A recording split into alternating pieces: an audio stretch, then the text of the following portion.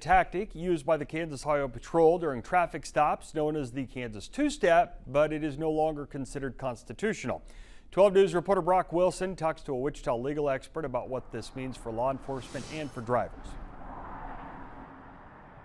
Mike, the Kansas two-step is when a state trooper or cop ends a traffic stop by starting to walk away, then coming back and asking more questions, giving them another chance to come up with a reason to search someone's car. But this week, a U.S. district judge granted a permanent injunction ending the Kansas two-step for good. The police, when they stop you for a traffic violation, are limited to what the traffic violation is about, and they can't extend that stop any longer than that. Wichita attorney Charlie O'Hara says that's where the Kansas two-step comes in. The Highway Patrol believes that if they stop you and then they are done, it becomes a consensual encounter when they walk 2 steps away and say, hey, by the way, can I ask you some questions? Then, if a person says something incriminating, a trooper can search their car.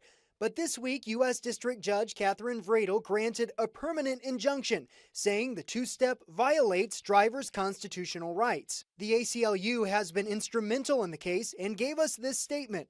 The Kansas Highway Patrol is not above the law. While KHP made various attempts to sidestep accountability for its practices and put off this injunction, the Constitution has prevailed.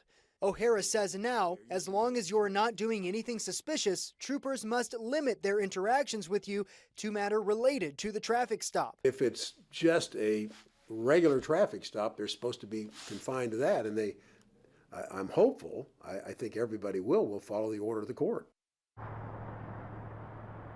I reached out to the Kansas Highway Patrol today for a statement. They said they can't make any comments while the order is under internal review and review by the Kansas Attorney General. O'Hara says the Highway Patrol could appeal the injunction, but he doesn't think that ruling would be any different.